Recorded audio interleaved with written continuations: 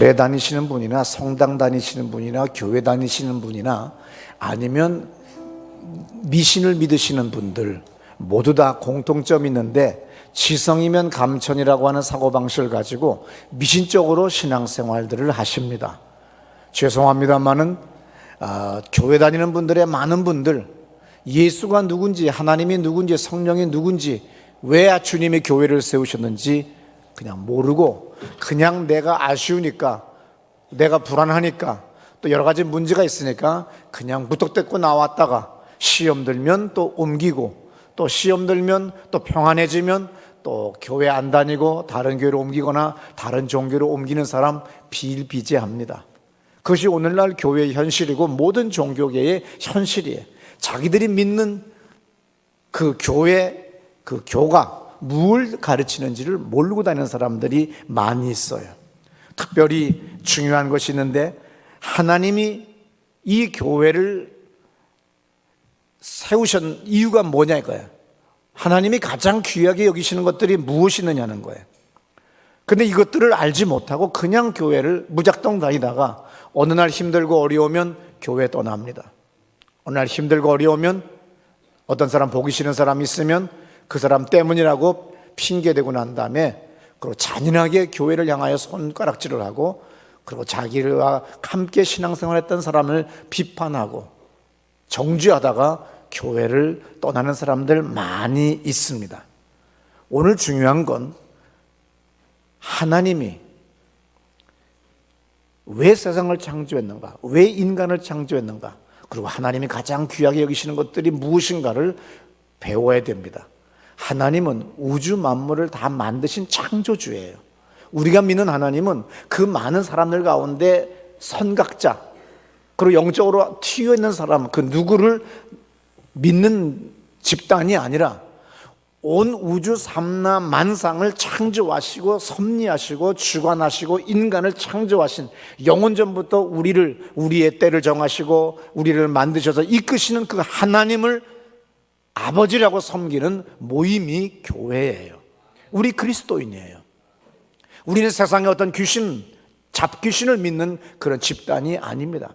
미신적인 집단이 아닌 거죠. 바로 이 하나님이 가장 귀하게 여기는 게 뭔지 아세요? 사람입니다. 그래서 우주 만물을 다 만드신 다음에 마지막에 사람을 만드셨어요. 창세기 1장에서도 자기 형상을 닮아 만들었다고 그랬어요. 어떤 형상도 만들지 말라고 했건만 하나님은 사람만큼은 자기 형상을 닮아 지으셨어요. 그 다음에 이 인간들을 마지막으로 창조하신 다음에 자기가 만든 이 지구를, 이 아름다운 세상에서 어떻게 하라고요? 생육, 번성, 충만, 정복하며 다스리며 사는, 누리는 삶을 살라고 그랬어요. 근데도 이 인간들은, 이 아담은 범죄함으로 말미암아 육신의 정욕, 안목의 정욕, 이생의 자랑을 쫓아서 마귀와 타협을 하고 마귀의 유혹에 빠져서 범죄합니다. 그러나 하나님은 낙심하시지 아니하시고 처음으로 인간을 향한 그 뜻을 버리시지 아니하시고, 우리 성경을 보게 되면 일관되게 계속해서 우리에게 말씀을 하세요. 그리고 우리 사람들에게, 특별히 아브라함과 이삭과 야곱 3대를 걸쳐서, 그리고 수많은 선지자와 예언자들을 통해서 기록되어진 이 말씀을 통하여 자기를 계속해서 계시하시고 또한 우리에게 말씀하십니다. 그러므로 우리 하나님이 가장 귀하게 여기는 게 뭐지요? 사람이에요. 이 사람을 가장 귀하게 여기십니다. 그래서 이 사람을 자기의 동반자, 파트너로 만드셨어요. 그리고 이 사람들에게 뭐라고 그랬어요? 이 죄인인 이 사람들을 예수 그리스도를 보내셔가지고 나를 아버지라고 불러라 그랬어요. 예수님이신 하나님은 뭐라고 그러셨죠? 나를 친구라고 부르지 말아라. 나를 참 친구라고 해라. 너희가 이제 나와 주종 관계가 아니다. 나는 너의 친구다. 그렇게 얘기합니다. 그래서 예수님이 하나님 천지를 창조한 창조주를 이제는 아버지라고 부르도록 그분이 대신 피 흘려 죽으셨어요. 그래서 성경책은 뭡니까? 빨간 책이에요. 그래서 성경책을 빨갛게 칠했잖아요. 예수의 피로 말미암아 천지를 창조한 창조주와 타락한 인간 사이를 화평케 하시고 아버지라고 부르시게 하시고 하나님의 자녀 만들어주신 그분의 피가 그렇게 귀하기 때문에 성경책을 빨간 예수의 피를 상징해서 만들었습니다. 그런데 어느 날 한국의 기독교 서점들은 아니면 출판사들은 물질 만능의 사상에 빠져가지고 거기다 은칠 금칠을 합니다. 그리고 교인들은 또 은칠 금칠한 것을 교황님에게 아니면 담임 목사님에게 선물들 합니다. 이제는 빨간 책 보기가 힘들어졌어요. 이제는 뭐야, 피보다 더 귀한 건 금이다, 그렇게들 상징적으로 얘기하듯이 옵니다. 저도 빨간 책을 구하고 싶은데 이제 빨간 책 구하기가 어려워요. 다 은칠하고 금칠했습니다. 이제 하나님을 금과 은으로 도배시켜버린 세상에 우리가 살고 있어요. 이 하나님이 이 사람들을 구원하셔서 뭘 하셨는가? 그 전에 예수 그리스도를 보내시고 구약의 역사를 통하여, 수천 년의 역사를 통하여, 수십만 년의 역사를 통하여 하나님 뭘 하셨나 했더니 교회를 세우신 거예요. 그런데 사람들은 교회를 가소롭게 여기는 사람들이 얼마나 많은지 모릅니다. 교회는 바로 이 건물 얘기하는 것이 아닙니다. 구원받은 사람들의 모임, 하나님께 예배하는, 예수 그리스도의 이름으로 모인, 성령으로 인도함 받는 이 집단을 교회라고 얘기해요. 건물보다 더 귀한 것이 그리스도인인 걸, 그리고 그리스도인, 바로 한 사람 한 사람 구원받은 하나님의 자녀들이 가장 귀한 걸 믿으시기 바랍니다. 이 하나님은 이 교회를 세우기 위해서 에베소서 1장 3절부터 4절에 보면 성부 하나님은 3절에 하나님께서는 그리스도를 통해서 하늘의 온갖 영적 축복을 우리에게 베풀어 주셨다고 그랬어요. 4절에서 우리를 그리스도와 함께 살게 하시려고 천지 창조 이전부터 이미 우리를 뽑아주시고 당신의 사랑으로 우리를 거룩하고 흠없는 자가 되게 하셔서 당신 앞에 설 수 있게 했댔어요. 그 다음에 에베소서 1장 5절부터 7절까지 보게 되면 특별히 6절에 성자 그리스도 예수께서는 사랑하시는 아드님을 통하여 우리에게 거저주신 이 영광스러운 은총에 대하여 우리는 하나님을 찬양할 수밖에 없습니다. 우리는 그리스도의 죽음으로 말미암아 죄를 용서받고 죄에서 구출됐습니다. 바로 성자 예수 그리스도를 통하여 성부 하나님이 뭘 하셨어요? 성령 하나님을 통하여 에베소 1장 13절을 보게 되면 마지막에 여러분에게 약속하셨던 성령으로 인쳐주셨대요. 이렇게 해서 성부, 성자, 성령 하나님이 사람을 구원하시고 사람을 통하여 교회를 세우시더라는 거예요. 이 교회의 가장 귀한 존재가 뭐죠? 사람이에요. 그런데 오늘날 잘못된 사고가, 또 잘못된 신앙을 배운 목사들은 건물을 화려하게 크게 지으려고 합니다. 그리고 어느 날 박사 가운을 입고 나타납니다. 목사 가운을 입어야 옳은 거지요. 그런데 어느 날 박사 가운을 입고 나타나서 그리고 세상적인 것으로 금칠한 성경책을, 은칠한 성경책을 들고 다니기 시작합니다. 이제는 더욱더 발전돼서 이제 다 스마트폰 들고 예배당 와요. 정말 스마트폰 가지고 와서 우리가 에어플레인 모드를 가지고서 다 죽여놓고 성경만 보면 얼마나 좋으시겠어요. 계속 카톡 치시는 놀라운 재능들을 다 가지고 계십니다. 그러면서 끝없이 듣는 천재적인 하늘의 지혜를 가지시고 예배 드리십니다. 진정한 예배는 스마트폰을 건 다음부터 진정한 하나님께 상달되는 예배라고 오늘 어느 교회가 포스터를 써붙인 것을 제가 본 적이 있습니다. 스마트폰이 잠시는 좋을지 모르지만 성경책 들고 오셔야 됩니다. 아니면 최소한 아이패드나 갤럭시 탭 큰 거 들고 오셔야 돼요. 그리고 성경만 펴져 있어야 돼요. 이 조그만 걸로는 언제 빨리는 속도로 가시겠어요? 저야 20년 전부터 터치스크린으로 소니 제품부터 아이패드, 아이팟 1, 2, 3, 4 계속해서 했던 사람이니까 빨리 할 수 있지만 이걸로는 성경 공부 시간에 빨리 작동이 될 수가 없어요. 성경책 들고 다니셔야 됩니다. 근데 워낙 세상이 발전하다 보니까 양쪽에 다 스크린에서 보여주니까 괜찮지만, 그러나 여러분들은 뭐 해야 돼요? 성경책을 통해서 줄을 거가면서 감동받은데 빨간 줄을 동그랗게 2번, 3번 그러면서 눈물을 흘리며 벅찬 감격으로 더 이상 진도 나갈 수 없을 정도의 성령의 인도를 받아야 그의 진정한 그리스도인인 걸 믿으시기 바랍니다. 오늘 이 하나님이 사람을 그렇게 귀하게 여기시는 거예요. 교회를 세우셨다는 거예요. 그 교회의 구성원이 뭐예요? 구원받은 그리스도인이에요.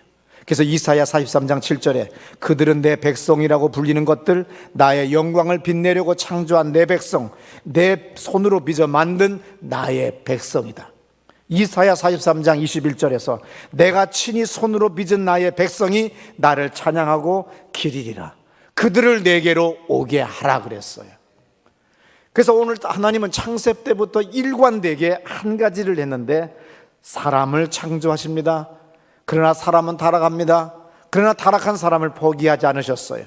예수를 통해서 구원하셨습니다. 그분이 이 땅에 오셔서 죄 없는 그분이 피 흘려 죽으셨습니다. 우리를 위해 십자가에 못 박혀 죽음을 당하셨어요. 그것으로 끝나지 않고 부활 승천하십니다. 그 다음에 구원받은 사람들에게 예수님은 육신으로 계실 때부터 계속해서 말씀하십니다. 승천하실 때도 말씀하십니다. 성령을 받아라. 그가 의에 대하여, 죄에 대하여, 심판에 대하여 가르칠 것이며 내가 너에게 한 말을 기억나게 할 거다. 그때 그분의 뜻대로 순종할 때 너희들은 나의 일을 하게 될 것이고, 나의 일은 곧 아버지의 일인데 세상 모든 민족을 향하여 모든 나라를 끝까지 가서 제자 만들고 내가 너희들이 가르쳐 준 것들을 가르쳐 지키게 하라고 그랬어요. 근데 오늘날 많은 사람들은, 오늘 대한민국 90% 이상의 교인들은 그거 안 합니다. 그냥 교회만 미신적으로 다니고 있어요. 자기가 병들었는지 영혼이 병들었는지 모릅니다. 기껏 봉사하는 것으로 끝납니다. 다 병든 영혼들만 와 있는 거예요. 에베소서 2장 20절에서 여러분이 건물이라면 그리스도께서는 그 건물의 가장 요긴한 모퉁이 돌이 되시며 사도들과 예언자들은 그 건물의 기초가 된다고 그랬어요. 21절에 온 건물은 이 모퉁이 돌을 중심으로 서로 연결되고 점점 커져서 주님의 거룩한 성전이 됩니다. 22절 여러분도 이 모퉁이 돌을 중심으로 함께 세워져서 신령한 하나님의 집이 되는 겁니다 그랬어요. 주님은 바로 모퉁이 돌이 되어서 우리 한 사람 한 사람을 전부 다 연결이 될 때 항상 모퉁이 돌이 중요하잖아요. 이 모퉁이 돌을 통하여서 우리가 큰 교회가 될 수 있어요. 어떤 돈을 통해서, 세상의 어떤 걸 통해서 교회 예배당을 크게 지르는 것이 아니라 만민을 구원하라는 겁니다. 믿습니까? 그래서 그분이 우리의 모퉁이 돌이 되셨어요. 근데 우리나라에서는 모퉁이 돌 그러면요, 내가 모퉁이 돌이라고 하는 것은 참으로 귀한 단어입니다. 예수님이야, 그리스도이신 예수님이 우리의 모퉁이 돌이 되셨어요. 그분으로 인하여 우리가 모두가 다 연결됐어요. 그래서 주님의 위대한 하나님 아버지의 영광스러운 교회가 됐습니다. 근데 모퉁이 돌 교회 그러면 사람들이 가소롭게 여겨요. 근데 영어로는 또 멋있죠. 코너스톤 처치. 근데 또 이 망원에서 코너스톤 처치라고 해보세요. 또 이상한 교회라고 그래요. 서울시리 처치라고 그랬더니 사람들이 이상한 교회라고 그러지 않습니까? 자기 무식한 건 생각 하나도 안 하고. 그런데 외국에서 오신 목사님들은 내가 명함을 딱 줍니다. 또 우리 교회 오시면 막 감격스러워요. 어떻게 이렇게 조 목사님은 교회 이름을 멋있게 졌느냐는 거예요. 서울시리 처치라는 거예요. 거기다가 코너스톤 처치라고 하면 정말 성경을 많이 아는 분, 겸손한 목사라고 얘기하겠죠. 근데 우리는 모퉁이돌 교회 그러면 가소로운 교회 그렇게 얘기해요. 뭐라고 그래요? 대들보 같은 교회, 기둥 같은 교회, 반석 같은 교회. 우리는 뭔가 맘모스적인 것, 아주 그냥 큰 거를 뭔가를 대단히 여기지만 예수님은 우리의 모퉁이 돌이 되셨어요. 그리고 이 교회에 마태복음 16장 18절에서 예수님은 교회의 권세를 주셨어요. 다 같이 크게 읽으실까요? 짧으니까 시작.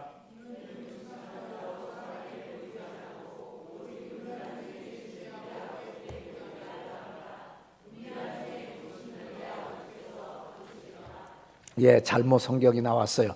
마태복음 16장 18절에서 잘 들어라, 너는 베드로다. 내가 이 반석 위에 내 교회를 세울 터인즉 죽음의 힘도 감히 그것을 누르지 못할 거다.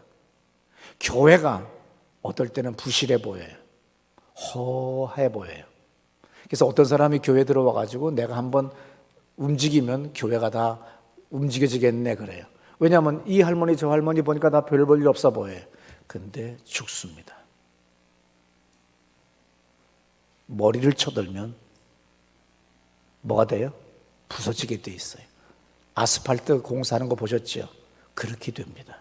지금 신내역 앞에 우리 양원지구를 개발하기 위하여 교회 앞에 1만 가구가 들어오기 위해서 신내역 때문에 또 4차선 만들 때 제가 아스팔트 공사하는 걸 매일 지나가다 봅니다. 모난돌은 깨지게 돼 있어요.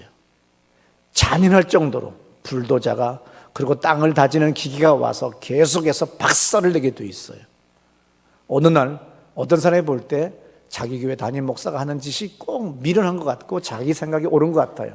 근데 자기 이제 신앙생활 한 지 10년 됐고 목사님의 특별한 은혜로 말미암아 그에게 장로의 직분을 줬어요. 근데 놀랍게 이제 어느 날 대면에서 말하기는 곤란하니까 일본에 있는 교회 이야기입니다. 전화로 이야기를 합니다. 자기는 이렇게 되기를 원한다고. 근데 놀라운 건 그렇게 되기를 원하는 대로 된 것이 아니라 그 다음 며칠 후에 심장 이상으로 인하여 영원히 일어날 수 없는 그러한 병에 걸리게 돼요. 자기는 의료보험도 없는 사람이에요. 돈도 없는 사람이에요. 일본에서 의료 수가가 그 높은 일본에서 그 불치의 병으로 그만 죽을 수밖에 없는 일이 벌어져요. 바로 하나님이 교회를 지키시는 거예요. 지난 26년 동안 제가 이 교회 담임 목사 비닐하우스 교회 때부터 비닐하우스 교회가 얼마나 가소롭게 보입니까? 강남구청 철거반이 와서 잔인할 정도로 낫으로 찍어 집어 던지고 십자가는 내동댕이 쳐졌어요. 또 주섬 또 그렇게 다시 또 교회 또 세워서 또 예배 드립니다. 또 학교 와서 조그만 예배실 지하 예배실에서 기도합니다. 그러나 그것이 가소롭게 보일 때가 있어요. 계집 아이들이 왕왕거리면서 방언 기도합니다. 근데 그 가소롭게 여겨서 와서 소리 질렀던 그 사람은 죽음의 길로 가요. 그 여학생들이 그 사람 죽여달라고 기도하지도 않았어요. 그것은 나는 지난 수십 년 동안 내 신앙생활에서 봐왔고 역사 속에서 봐왔습니다. 로마 황제의 치하에서도 교회는 죽지 않았어요. 지하 교회 속에서 공산주의 사회에서도 러시아의 공산주의의 종주국인 러시아에서도 중국에서도 북한에서도 지금도 북한에서도 수천 개의 지하 교회가 지금도 움직이고 있고 선교사들이 압록강 두만강을 건너가고 있어요. 주님의 교회는 오늘 마태복음 16장 18절의 말씀에 같이 죽음의 힘도 감히 그것을 누르지 못한다고 그랬어요. 죽음의 권세가 감히 이기지 못하는 것이 교회입니다. 왜냐하면 성부, 성자, 성령 하나님이 보양하시기 때문이에요. 그분이 이끄시기 때문입니다. 그분이 세우셨기 때문이에요. 그분이 자기의 뜻을 이루기 위하여, 섭리를 이루기 위하여 수천 수만 년을 걸쳐서 아브라함과 이삭과 야곱을 통하여 자기를 계시하며 계속해서 어떤 일관된 일을 하셨는데 왜 사람을 구원하셨을까? 왜 예수가 피 흘려 돌아가셨을까? 왜 예수가 우리를 위하여 죽으셨을까? 그 모든 것들을 왜 하셨을까? 한 걸음 한 걸음 가다 보니까 주님이 이 교회에 왜 사람들에게 성령을 받으라고 하셨을까? 그랬더니 바로 교회를, 주님의 거룩한 영광스러운 교회를 세우기 위함이에요. 그런데 그 교회가 목사가, 장로가, 집사가, 교인들이, 구성원이 타락하면 교회는, 주님은 그 교회를 버리십니다. 요한계시록의 말씀같이 촛대를 옮기세요. 미련한 단세포적인 근시안적인 사고를 가진 사람이 볼 때는 하나님이 실패한 것 같아요. 아닙니다. 하나님은 자기의 길을 뚜벅뚜벅 걸어가고 계십니다. 이런 때는 아멘 하시는 거예요. 하나님은 뚜벅뚜벅 걸어가고 계십니다. 하나님은 일관되게 자기의 섭리를, 뜻을 변하지 아니하고 왜곡하지 아니하시고 자기의 뜻을 이루시는 걸 믿으시기 바랍니다. 교회를 통해서 하나님은 한 번도 자기의 뜻이 변경된 적이 없어요. 인간은 배신하고 인간은 떠나가도, 교회는 타락할지라도, 사람의 교회는 타락할지라도 주님의 더 처치는 타락하지 아니하고 계속해서 하나님은 그 섭리를 이루어 가신다고 하는 것. 오늘 여러분들이 문화사를, 세계사를, 성경을 본다고 한다면 하나님을 알 수 있어요. 그러나 하나님이 왜 가소롭게 여겨집니까? 왜 교회가 가소롭게 여겨져요? 여러분이 무지몽매하기 때문에 그래요. 여러분이 미신적으로 믿기 때문에 하나님이 무력하고 무능하게 보이는 겁니다. 오늘 성경 에베소서 1장 22절에 보면 만물 위에 교회의 머리로 예수를 세우셨다고 그랬어요. 그러면서 예수가, 교회가 그리스도의 몸이다 그랬어요. 그러므로 교회를 회파하고 대적하고 교회에 혼란을 주게 되면 바로 그리스도를, 다시 말해서 하나님을, 성령을 회방하는 것가 돼요. 그러나 우리가 무지몽매하기 때문에 교회에 대하여 목사가 주도권을 잡고 목사가 마음대로 가고 자기의 정욕을 채우고 그리고 물질을 자기 만들어 썼을 때 주님은 하루아침에 온 세상의 조롱거리로 만들어 버립니다. 사람들은 어리석어서 또 그 교회가 하나님이 실패한 줄 알지만 하나님은 다른 교회를 세우십니다. 다른 목사를 세우십니다. 어느 날 돈 좀 조금 더 낸 장로가 내가 이 땅을 샀고 내가 이 교회를, 예배당을 세웠다고 큰 소리 쳤지만, 그래서 그가 어느 날 죽어나가고 주님은 또 다른 사람을 세우십니다. 교회의 주인은 아버지 하나님이세요. 교회의 머리는 예수 그리스도입니다. 우리는 그의 종입니다. 그런데 오늘날 많은 사람들이 망각합니다. 나의 교회 아니에요. 조이서의 교회가 아닙니다. 하나님이 나를 통해 주의 교회를, 당신의 교회를 세우게 하셨지 내가 내 교회를 세운 게 아니며 누구 어떤 사람의 교회가 아니에요. 이것을 절절히 느끼거나 절절히 감격스럽게 깨닫지 못하면 여러분은 교회에 정말로 참으로 가스로운 존재가 되고, 그리고 이 영광스러운 축복을 잃어버릴 수밖에 없는 사람이 됩니다. 고린도서 1장 9절에서도 만물 위에 교회의 머리로 세웠다고 분명히 성경은 누누이 우리에게 말하고 있어요. 예수 그리스도는 교회를 위해서 죽으셨습니다. 그렇기 때문에 교회의 머리가 되셨어요. 자기의 노력과 애씀이 아니라 하나님의 임명이에요. 그런데 어떤 사람들이 교회의 머리가 되려고 하고 교회에서 큰 소리 치려고 할 때가 있습니다. 큰 소리 친 사람 어느 날 소리 없이 사라지는 걸 우리는 많이 볼 수 있을 거예요. 예수 그리스도가 오늘 우리에게 말했습니다. 사도 바울이 에베소서에서 그리스도의 장성한 분량에 이르라고 그랬어요. 끊임없이 자기를 계속해서 주의 말씀으로 성령의 인도심 받도록 계속 자기를 장성한 분량으로 계속해서 이끌어 나가도록 만들어야 됩니다. 그리고 예수를 본받아 교회를 위하여 죽어야 돼요. 교회를 위하여 희생해야 됩니다. 교회를 위하여 죽은 거나 희생한 것이 없다고 한다면 여러분들은 실패한 신앙이고, 지금까지 교회를 다녔을지라도 당신이 주저리 떠든다고 할지라도 당신은 헛소리에 불과한 거고, 미신을 믿는 점쟁이 그리고 무당으로 예수를, 하나님을 그냥 무당처럼 여기는 정말 죄인이 되는 거예요. 어느 날 교회가 건축할 때쯤 되면 교회를 옮겨버립니다. 헌금 내기로 약속했다가 헌금 내기를 싫으면 가버립니다. 누가 언제 헌금 내라고 그랬어요? 자기 혼자 오두방정을 떨고 헌금 내겠습니다 하다가 떠납니다. 제가 언제 여러분들에게 헌금을 내라고 강조한 적이 있습니까? 항상 나는 자원하라고 그래요. 그러고 난 다음에 뭐가 됩니까? 교회를 끝없이 옮겨다니는 방랑자가 됐어요. 전도의 순례자가 되라고 했지, 전도의 필그림이 되라고 그랬지, 돈 아끼기 위해서 교회 옮기라고 하지 않았어요. 저도 늘 신문이 오면은 신문 가운데를 탁 핍니다. 가운데는 분명히 홈플러스 아니면 롯데마트의 광고가 납니다. 알래스카 직송 킹크랩 9,900원. 그러나 여기 속지 않습니다. 다음 장을 넘기면 롯데마트가 나옵니다. 홈플러스가 나와요. 9,800원. 우리보다 더 싼 데가 있으면 배상함. 우리는 날마다 장 보러 갈 때마다, 운전할 때마다 우리는 홈플러스, 롯데마트, 이마트 갑니다. 오늘 교회는 그런 곳이 아니에요. 나의 이익을 위하여 다니는 것이 아니라 주님의 영광을 위하여 다니는 곳이에요. 그래서 희생이 있어야 돼요. 먼 훗날 내 자손들에게, 내 자식에게 나는 주님의 교회를 위해서 이렇게 지켰고 죽었다.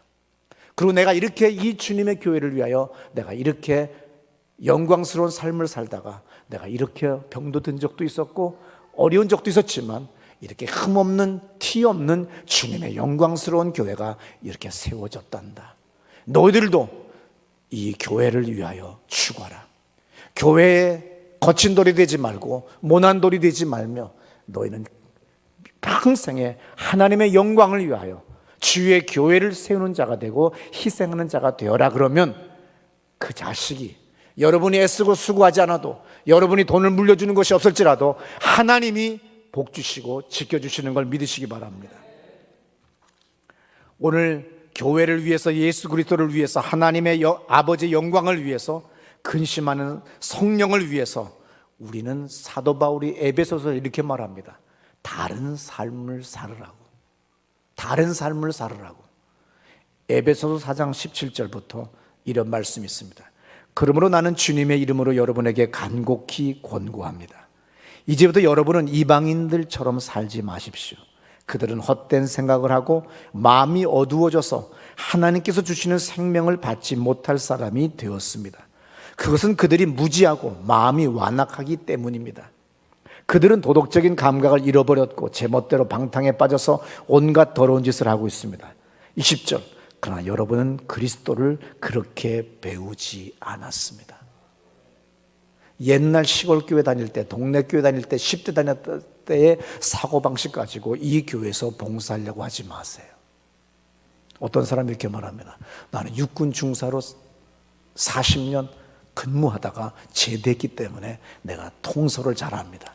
제가요 절에서 30년간 보살하다가 교회 왔기 때문에요, 제가 주지스님요 꼬박꼬박 공양했거든요. 저 잘합니다. No. 대통령직을 해서도 교회 와서는 하나님의 말씀대로 봉사해야 되는 거예요. 과거의 이전 것은 깡그리 다 부셔버리고 새롭게 성령의 인도를 받아야 되지, 옛 방법대로 옛 습관대로 여러분이 살면 여러분들은 모난 돌이 되고 거친 돌이 됩니다. 그러면 여러분들은 부서질 수밖에 없어요. 지난 5년, 지난 10년, 지난 15년, 20년 동안 큰 소리 친 사람, 모난 사람, 부정적인 한 사람 어디 남아 있습니까? 그리고 주님은 새 사람을 통하여 새 역사를 일으키세요. 이것이 바로 하나님의 교회인 겁니다. 에베소서 4장 22절부터 이런 말씀이 있습니다. 옛 생활을 청산하고 정욕에 말려들어 썩어져가는 낡은 인간성을 벗어버리고 마음과 생각이 새롭게 되어 하나님의 형상대로 창조된 새 사람으로 갈아입어야 합니다. 여러분, 갈아입어야 돼요. 24절. 새 사람은 올바르고 거룩한 진리의 생활을 하는 사람입니다. 새 사람 되셔야 됩니다. 지난 1년 지나고 이제 새해가 가까워지고 있습니다.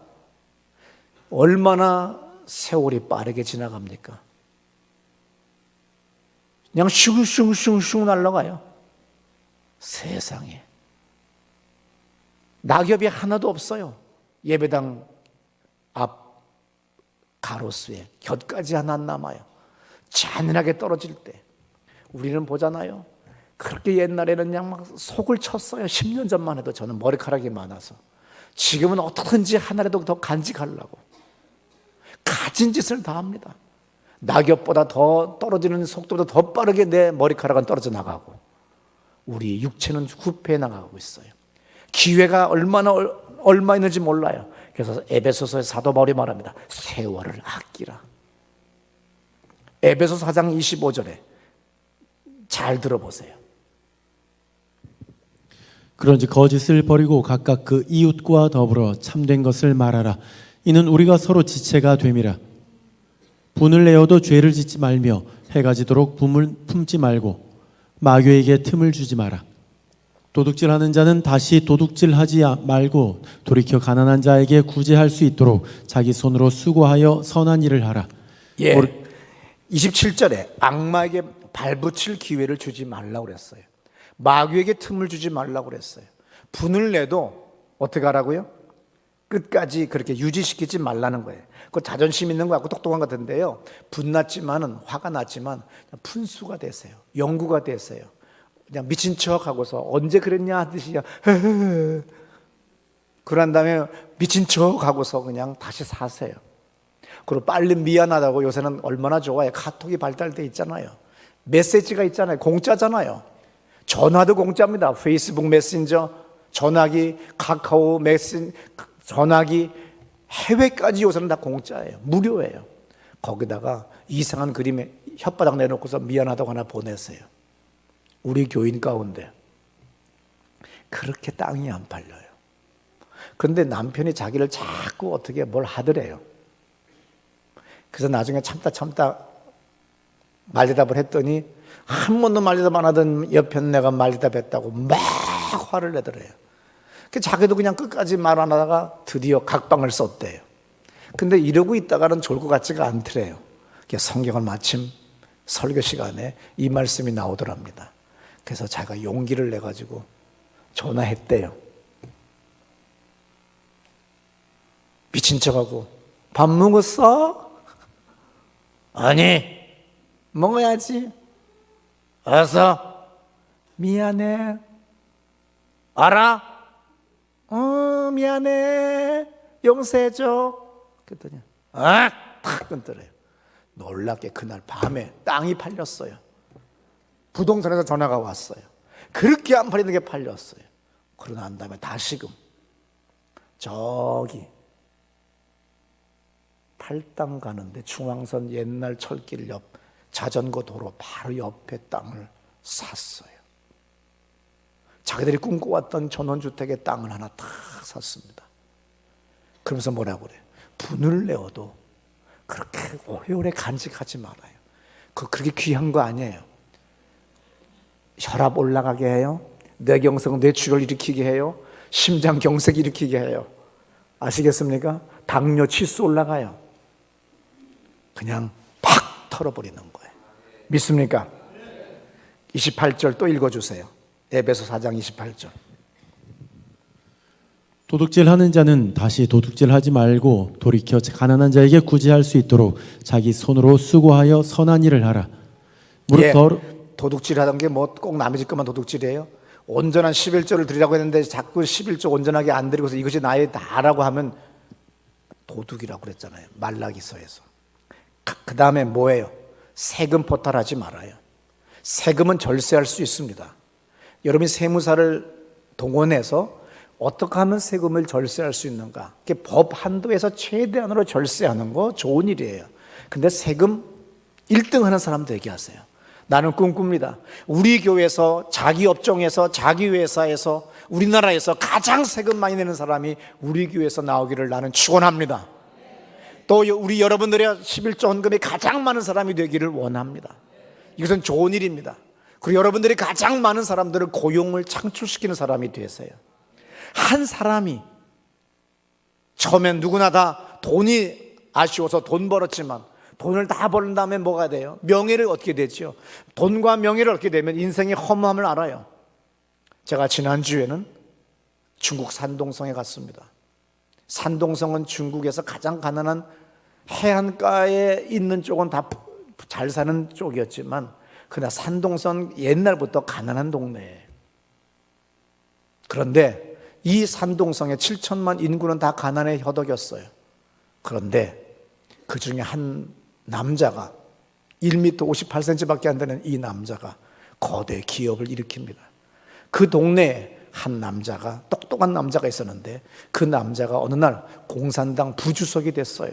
그 사람의 도움을 받아서 거대 기업을 일으켰습니다. 그리고 30만 명의 사람들을 고용했어요. 중고등학교가 수십 개입니다. 대학교가 2만 5천 명의 재학생이 있습니다. 80개의 계열사를 가지고 있어요. 30만 명을 먹여 살렸어요. 산동성에 이름 없는 한 마을에 보잘것없는 1m 60cm도 안 되는 그 조그만 남자가 30만 명을 고용한 사람이 됐어요. 100만 명 이상의 사람을 먹여 살리는 사람이 되는 거예요. 나는 이러한 사람들이 우리 교회에서 우리 자손들 가운데 나오기를 기대합니다. 믿습니까? 에베소서 5장 1절에 여러분은 하나님의 사랑을 받는 자녀답게 하나님을 닮으라고 그랬어요. 2절에서 그리스도를 본받아 여러분은 사랑의 생활을 하라고 명령합니다. 그리스도께서는 우리를 사랑하신 나머지를 위하여 당신 자신을 바쳐서 하나님 앞에 향기로운 제물과 희생 제물이 되셨습니다. 3절, 음행이나 온갖 추행이나 탐욕에 찬 말은 입에 담지도 마십시오. 그래야 성도로서 부끄럽지 않을 것입니다. 4절, 추잡한 말과 어리석은 이야기나 점잖지 못한 농담 따위도 하지 마십시오. 성도들에게는 어울리지 않기 때문입니다. 성도들에게 어울리는 것은 하나님께 대한 감사의 말입니다. 5절, 음행하는 자와 더러운 짓을 하는 자와 탐욕을 부리는 자는 그리스도와 하나님의 나라에서 상속을 받지 못한다는 것을 명심하십시오. 탐욕을 부리는 자는 우상을 숭배하는 것입니다. 6절, 여러분은 아무한테도 허황한 이론에 속아 넘어가지 마십시오. 이런 일 때문에 하나님의 진노가 당신을 거역하는 자들에게 내리는 것입니다. 허황된 이론, 하루아침에 다단계 이거 1번 들어가면 떼돈 번다고 하는 헛소리, 금광캐면, 여기 주식 사면은 엄청난 거 한다는 거, 우리 요 종교에 들어오면, 요 사이비 이단 이 집단에 들어가면 하늘나라에 14만 4천이 되고 12기둥 된다고 하는 허황된 이론에 넘어가지 말라는 거예요. 그 자체가 허황된 거예요. 제가 예전에는 이단에 빠진 사람들이 그렇게 불쌍히 여겨졌어요. 이제 40년 넘는 신앙생활을 하면서 하나님이 가라지 곡식 거두는 거였구나, 가르치기 하는 거였구나, 그리고 허황된 인간들은 저렇게 해서 주님이 교회를 정리하시는 거라는 걸 알았어요. 그래서 사도 바울도 한두 번 권면해서 아니면 버리랬어요. 만나지 말라고 했습니다. 믿습니까? 7절에 그러므로 여러분은 그런 사람들과 상종하지 마십시오. 8절, 여러분이 전에는 어둠의 세계에서 살았지만 지금은 주님을 믿고 빛의 세계에서 살고 있습니다. 그러니 빛의 자녀답게 살아야 됩니다. 9절, 빛은 모든 선과 정의와 진실을 열매 맺습니다. 주님을 기쁘게 해드리는 일이 무엇인지를 가려내십시오. 11절, 그래서 열매를 맺지 못하는 어둠의 행위에 끼어들지 말고 오히려 그런 일을 폭로하십시오. 에베소서 5장 15절부터 그러므로 여러분은 어떻게 처신해야 할지 깊이 생각해서 미련한 사람처럼 살지 말고 지혜롭게 사십시오. 16절, 이 시대는 악합니다. 그러니 여러분에게 주어진 기회를 잘 살리십시오. 17절, 여러분은 어리석은 자가 되지 말고 주님의 뜻이 무엇인지를 잘 아는 사람이 되십시오. 술 취하지 마세요. 방탕한 생활이 거기서 옵니다. 여러분은 성령을 가득히 받아야 됩니다. 19절, 성시와 찬송가와 영가를 모두 같이 부르십시오. 그리고 진정한 마음으로 노래 불러 주님을 찬양하십시오. 모든 일에 언제나 우리 주 예수 그리스도 이름으로 하나님 아버지께 감사드리십시오. 21절, 여러분은 그리스도를 공경하는 정신으로 서로 복종하십시오. 오늘 사도 바울이 이렇게 말했어요. 예수 그리스도를 본받는 삶은 교회를 위해서, 하나님의 섭리를 위해서 희생하고 죽어야 됩니다. 얕게 살면 안 됩니다. 약은 놈, 제 발등에 도끼 찍는다는 말이 있잖아요. 얕게 살다가 무참하게 저 구원의 방주의 해안가에 무수한 시체들이 너부러졌다고 어느 미국 목사님이 쓰신 글에서 제가 본 적이 있습니다. 교회 다닌다고 다 구원받는 거 아니더라는 걸 저도 알았어요. 그래서 좁은 문으로 들어가라고 그랬어요. 어리석게도 타락한 목사를, 타락한 장로를, 타락한 집사를 보고 욕하는 사람이 있어요. 우리는 어느 대형교회, 초대형교회 목사들이 유치장에 들어가고 교도소에 들어가는 걸 신문을 통해 볼 때 교회는 가지 말아야 되겠다는 것이 아니라 주님의 교회를 주님이 통치하시는구나. 내가 더욱더 열심히 주님의 교회를 위하여 내가 희생하고 죽어야 되겠구나. 아무리 뛰어난 목사랄지라도, 박사기를 땄을지라도, 그가 능력을 많이 받아서고 과거에 화려하게 쓰임받았을지라도 어느 날 주님은 저렇게 비참하게 만드시는구나. 주님은 천하게도 만드시고 하나님은 또 우리를 높이시기도 하신다고 사도 바울이 분명히 우리에게 말했어요. 그러면 내가 흘러가지 않도록, 떠내려가지 않도록 내가 주의 말씀 붙잡아야 되겠구나 하는 이 굳게 결심을 하셔야지. 목사가 저러니, 교회가 저러니 내가 예수를 믿지 말아야 되겠다는 자체가 바로 미신적으로 점쟁이 집 다니던 습관으로 교회 다녔기 때문인 거예요. 하나님은 오늘 누누이 성경을 통해서 자기를 계속 계시했습니다. 그리고 아브라함, 이삭, 야곱 3대를 걸쳐서 철저하게 훈련시키고 자기의 뜻을 말씀하셨고 자기의 뜻을 섭리를 이루도록 주님은 그 3대를 걸쳐서 말씀하셨어요. 왜 내 자식이 나에게 부담이 되고 내 근심이 됩니까? 당신이 당신의 자식을 키웠기 때문에 그런 거예요. 주님께 맡겼어야 되는 거예요. 주님의 교회를 위하여 그렇게 근심했었어야 되는 건데 자기 머리도 좋지 않은 것이, 자기 닮은 것을 자기 뜻대로 세우려고 했더니 그렇게 된 거예요. 하나님은 자기의 교회를 그렇게 이끄시듯이 여러분들이 주의 교회를 위해 희생하고 죽으시면 주님은 주님의 교회를 보양하시듯이 여러분의 자식들을 보양해 주시는 걸 믿으시기 바랍니다. 에베소서 5장 22절에 이런 말씀이 있어요. 들어보세요. 24절까지. 아내들이여 자기 남편에게 복종하기를 주께 하듯 하라. 이는 남편이 아내의 머리됨이 그리스도께서 교회의 머리됨과 같음이니 그가 바로 몸의 구주시니라. 그러므로 교회가 그리스도에게 하듯 아내들도 범사에 자기 남편에게 복종할지니라. 중요한 게 아내 된 사람은 주님께 순종하다 자기 남편에게 순종하라고 그랬어요. 왜 그러냐면 요 말만, 거두절미하고 요 말만 가지고 자꾸 자기 아내한테 봐, 성경 봐, 순종하라고 했잖아, 순종. 근데 23절에 그리스도께서 당신의 몸인 교회의 구원자로서 그 교회의 머리가 되신 것처럼 남편은 아내의 주인이 됩니다. 이거 봐, 이것도 몰랐었네. 순종하라잖아. 근데 24절에 교회가 그리스도께 순종하는 것처럼 아내도 모든 일에 자기 남편에게 순종해야 됩니다. 저 목사 진짜 목사예요. 정말 주님은 이렇게 놀라워.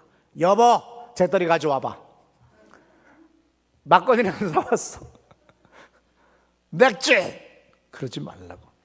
에베소 5장 25절에 남편 된 사람들은 그리스도께서 교회를 사랑하셔서 당신의 몸을 바치신 것처럼 자기 아내를 사랑하십시오. 여기서 또 읽어야지. 그리스도께서 교회를 세우기 위해서 어떻게 하라 했다고요? 죽었대. 아내를 위해 죽도록 한번 살아봐봐요. 근데 이것은 뭐라고? 교회의 모형이라고 그랬어요. 가정은. 그렇기 때문에 남편은 죽도록 아내를 섬기고 위해야 됩니다. 아내의 안녕이 나의 안녕이에요. 남편의 안녕이 나의 안녕이에요.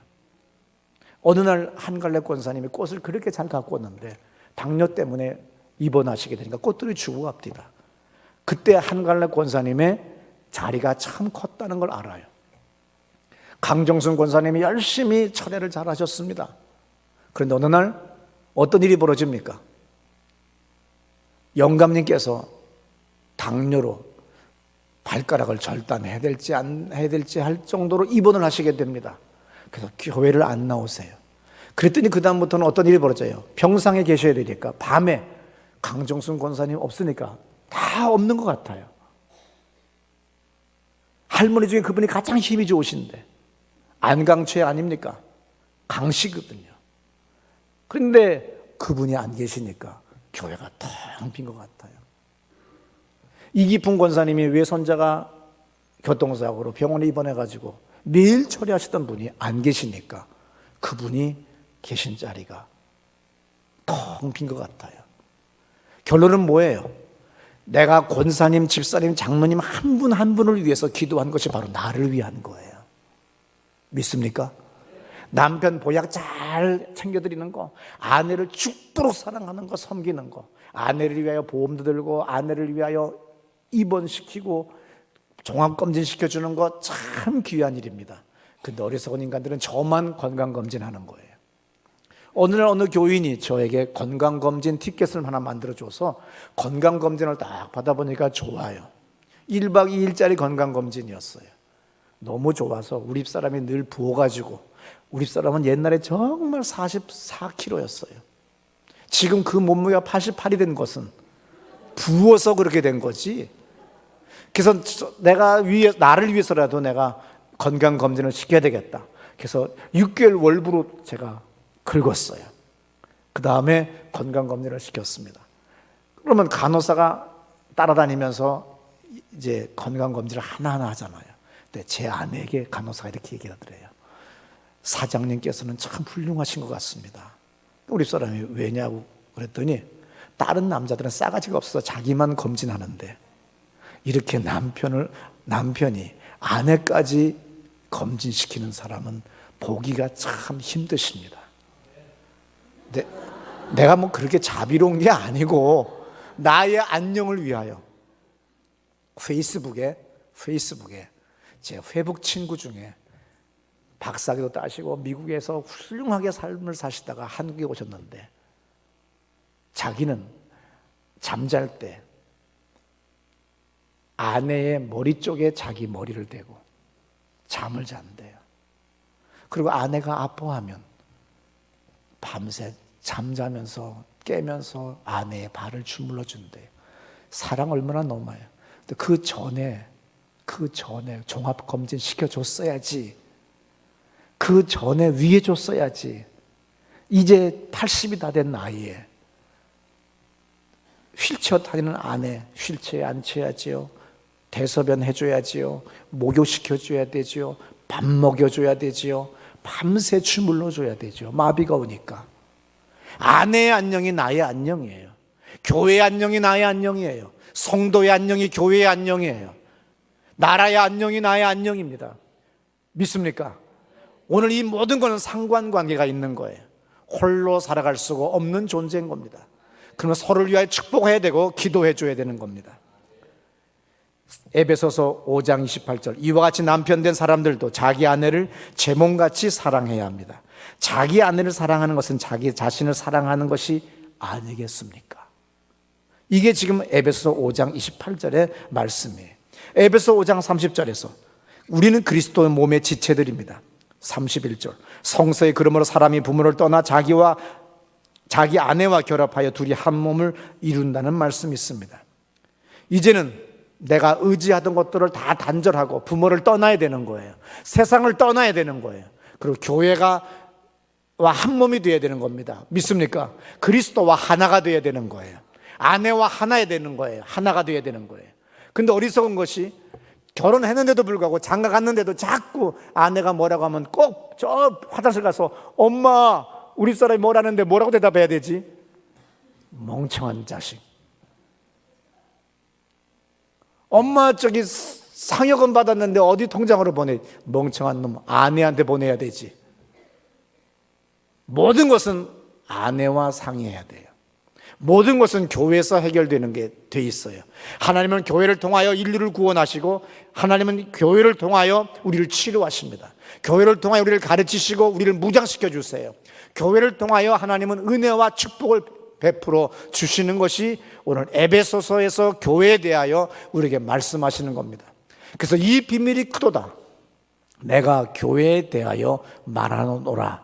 오늘 사도 바울이 얘기하지 않습니까?